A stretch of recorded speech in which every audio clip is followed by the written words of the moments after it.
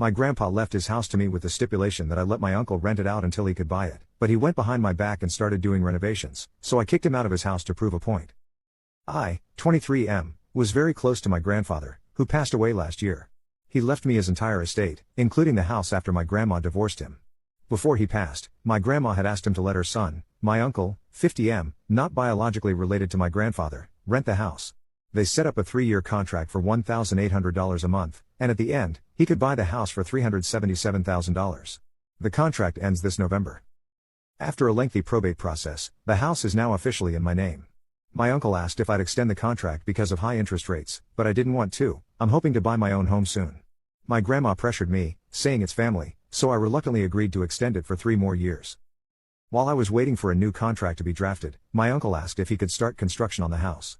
I said no, but then a friend of mine, who was doing the work, told me that my uncle had already started construction without my permission. I went to check it out, and sure enough, major work had been done without permits.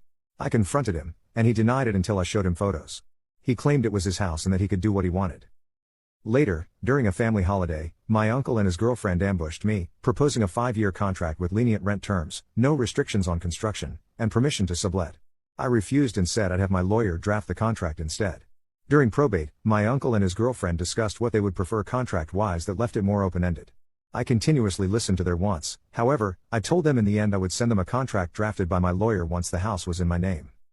A few months later, my uncle, his girlfriend, and my grandmother sent me the 5-year contract they had proposed during the family holiday.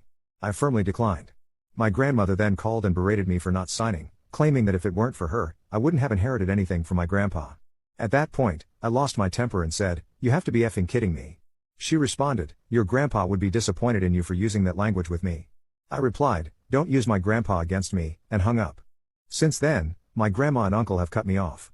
I had my lawyer draft a new contract, 3 years, no subletting, and a clause requiring my approval for construction. The rest of the original contract, from my grandpa, is the same. Now my uncle is saying he can only qualify for $350,000 instead of the $377,000 he owes, and my family is pressuring me to accept the lower offer, accusing me of forcing him out. Am I a jerk for refusing his contract, insisting he pay the full $377,000, signing my contract, or moving out, and standing my ground despite family pressure? Update. Hello everyone. First off, I want to say a huge thank you to everyone who commented and supported me through this ordeal. I genuinely appreciated all the advice and the emotional validation that came my way. I tried my best to read as many comments as I could, and the consensus was clear: I am not the asshole. Following the advice I received here, I made the decision not to extend the contract or lower the price. After reading the responses, I sent my uncle a message responding to his request to lower the price, saying, "I will take this as you declining the extension and will expect the money by November 1st, 2024.